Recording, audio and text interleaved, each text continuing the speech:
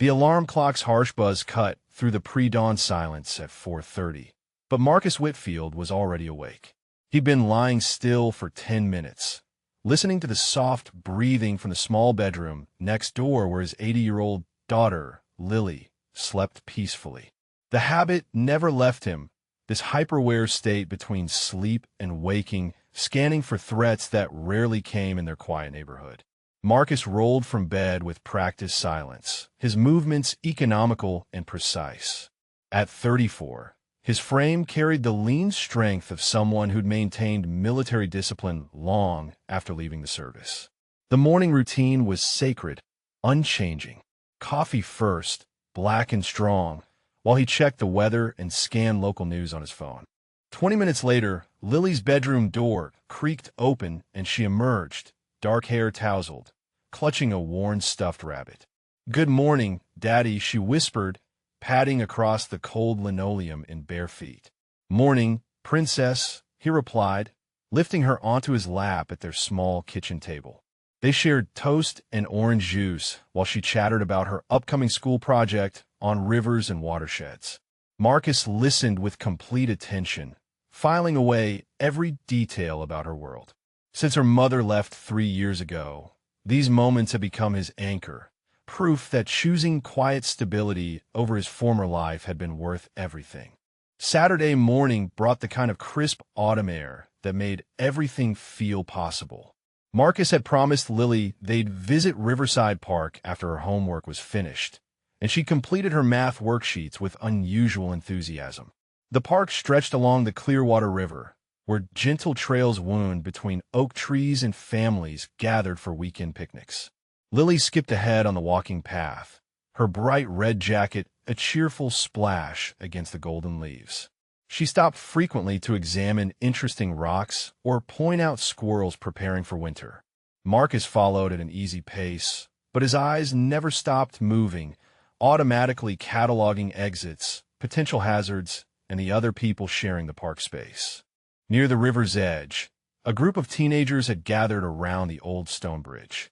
Their voices carried across the water, loud with the kind of bravado that made Marcus's instincts sharpen. One boy stood apart from the others, lean and dark-haired, maybe 16 years old. He was leaning too far over the bridge railing, trying to impress his friends with increasingly reckless stunts. The river ran fast here, swollen from recent rains, rushing toward a series of rocky rapids 50 yards downstream.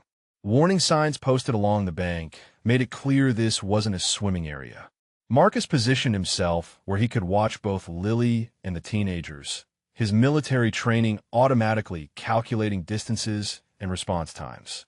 The dark-haired boy climbed onto the bridge railing, arms spread wide for balance, while his friends cheered and took photos with their phones. The moment stretched like a hell breath before everything went wrong.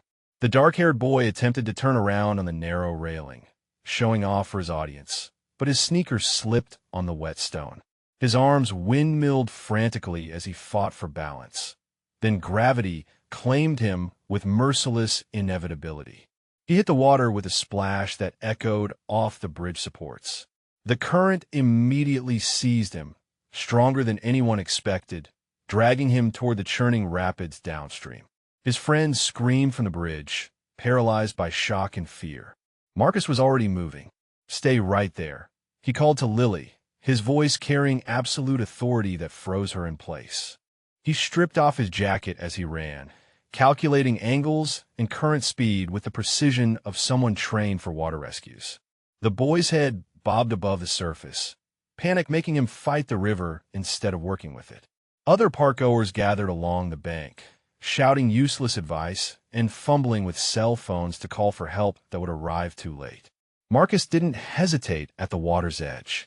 He dove cleanly into the rushing current, his body cutting through the cold water with practiced efficiency. The river tried to claim him too, but Marcus knew how to read water, how to use its power instead of fighting it. He angled downstream, intercepting the boy just before the first set of rapids. Strong arms wrapped around the panicked teenager, and Marcus's voice cut through the chaos. "Stop fighting and trust me," he commanded. Marcus hauled the shivering teenager onto the muddy bank, both of them gasping from the cold water and adrenaline. The boy coughed up river water, his face pale with shock and hypothermia. Around them, the crowd of onlookers pressed closer, someone draping a blanket over the rescued teen, while others peppered Marcus with questions he ignored. The boy looked up at Marcus with wide, grateful eyes. "Thank you, man. I thought I was dead for sure." His voice shook from more than just the cold. "I am Zane Motorison. What's your name?" "Marcus Whitfield," he replied simply, checking Zane for signs of injury while EMTs pushed through the gathering crowd. "You're going to be fine, but you need to get checked out properly." Zane sat up straighter despite the blanket wrapped around his shoulders. "Listen, you don't understand what you just did. My dad is going to want to meet you. He's Victor Morrison, president of the Iron Wolves Motorcycle Club. People around here know that name." The teenagers who had been with Zane exchanged nervous glances, suddenly understanding the gravity of the situation. One of them whispered, "Dude, your dad's going to lose his mind when he finds out what happened." Marcus felt no change in his expression, no flicker of concern at the mention of the motorcycle club's reputation. He'd faced far more dangerous situations in places most people couldn't pronounce. "I just did what any father would do," he said quietly, glancing back toward where Lily waited safely by the bridge.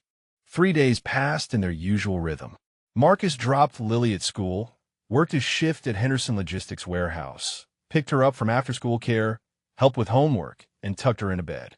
The rescue at the river felt like something from another lifetime, a brief interruption in their carefully constructed routine.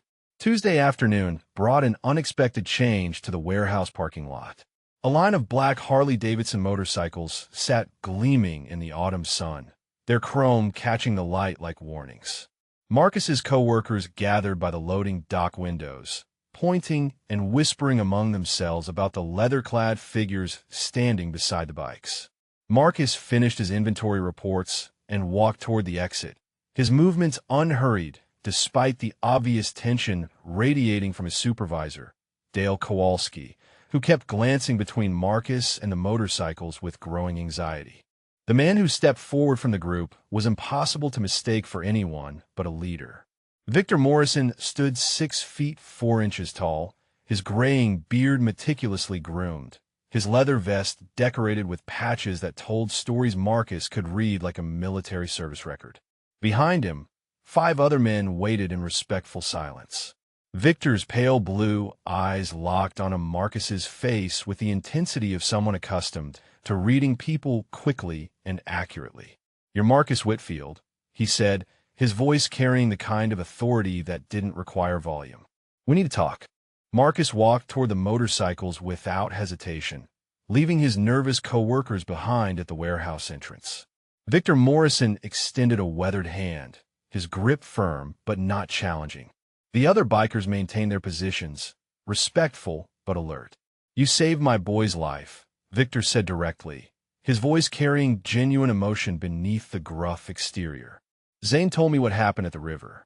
How you didn't think twice about diving in after him when everyone else just stood there screaming." Marcus shrugged slightly. "Any parent would have done the same thing. Your son needed help." Victor's eyes narrowed with something that might have been approval. "No, they wouldn't have. Most people would have waited for someone else to take the risk. You moved like someone with training, someone who's been in situations where seconds matter." The afternoon air carried the scent of leather and motor oil as Victor studied Marcus's face. "Zane is my only child," he continued quietly. "His mother died when he was 7. That boy means everything to me, and I almost lost him because of his damn foolishness." One of the other bikers stepped closer, a man with intricate tattoos covering both arms. "This is serious business, brother. Victor doesn't come calling on people unless it matters." Victor raised his hand for silence. "I've been asking around about you, Marcus. People say you keep to yourself, work hard, good father. But there's more to your story than warehouse shifts and parent-teacher conferences."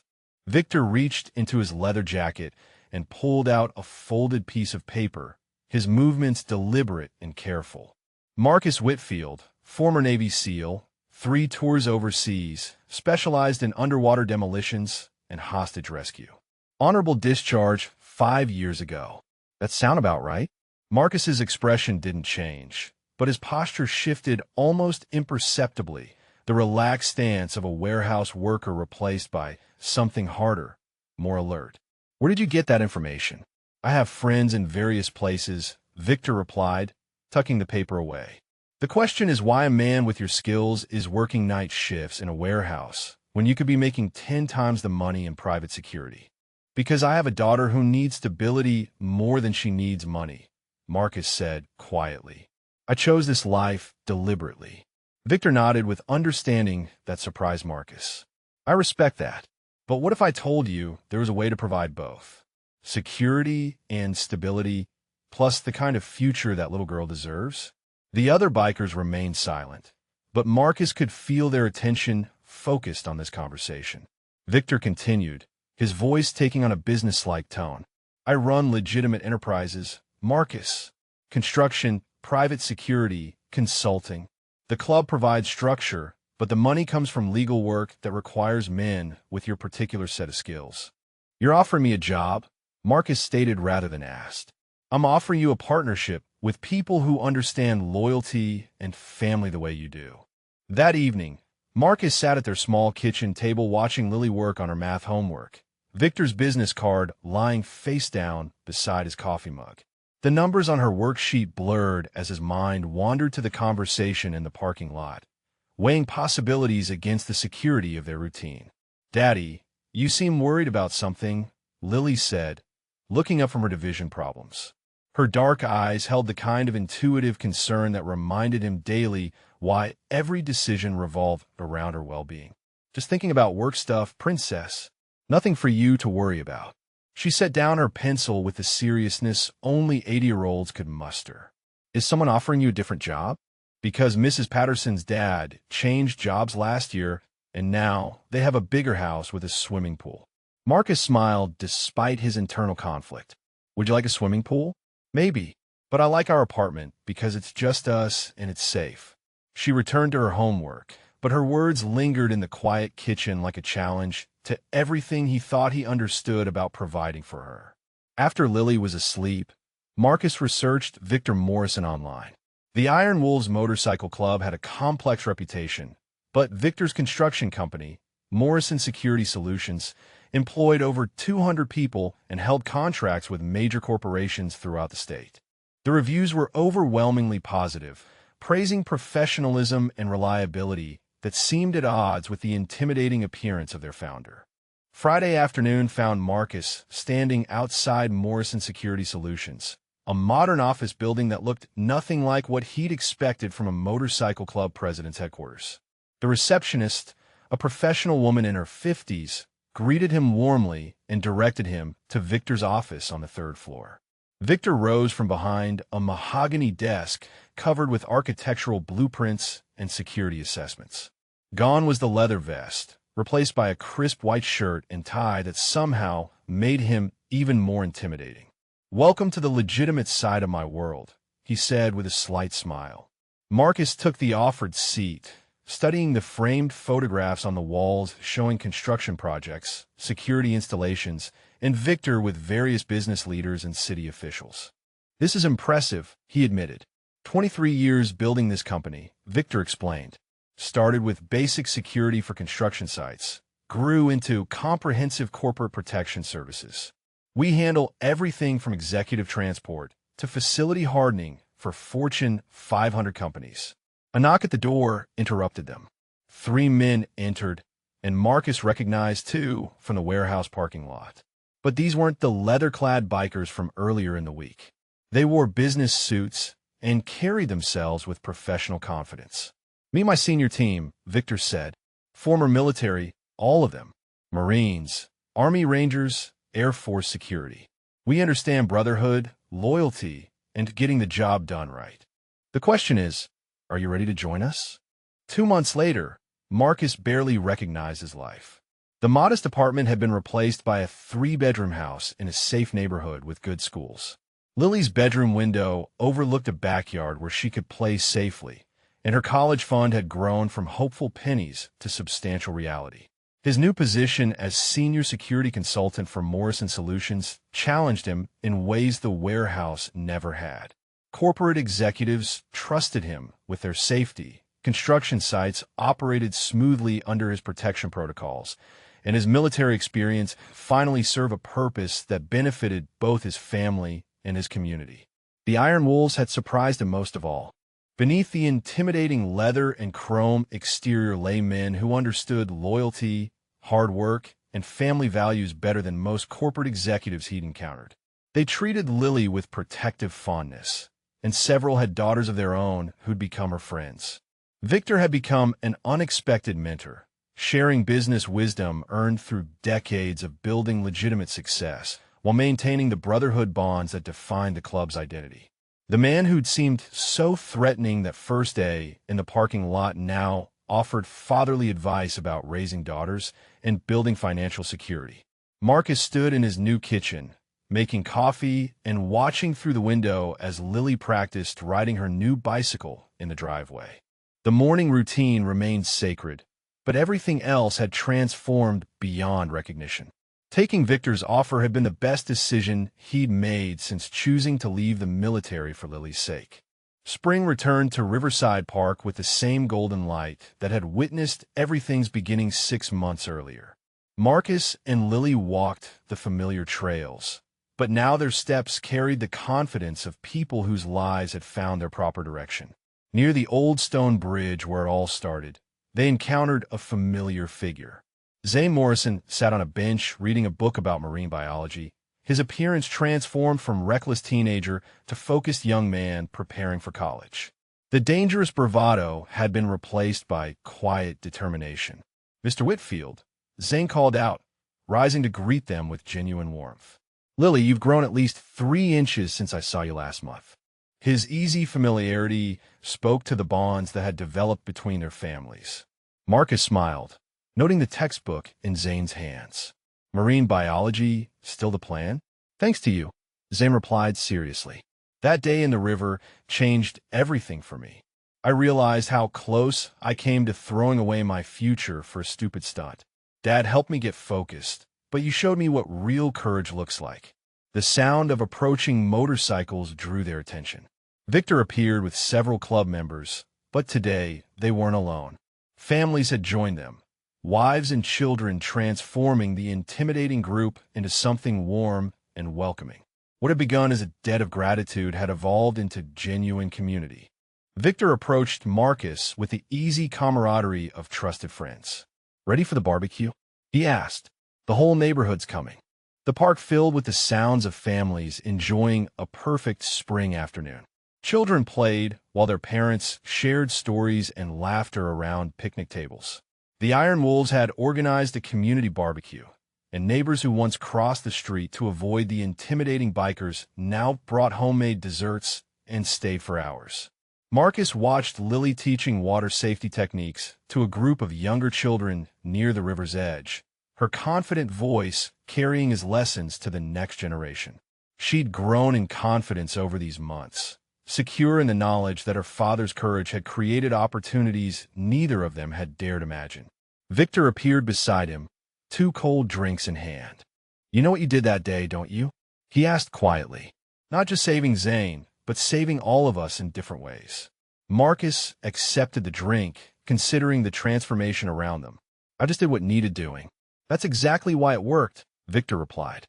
"No agenda, no calculation. Just a father protecting someone else's child. It reminded me what we're supposed to be fighting for." As evening approached, families began gathering their belongings, but the connections forged would endure. Zane shook Marcus's hand with the grip of someone who understood the weight of second chances. The Iron Wolves had found their place in the community not through intimidation, but through the simple act of one man choosing courage over comfort. If this story touched your heart, please drop a comment and let us know your favorite part, or if you've ever witnessed how one moment of bravery changed everything.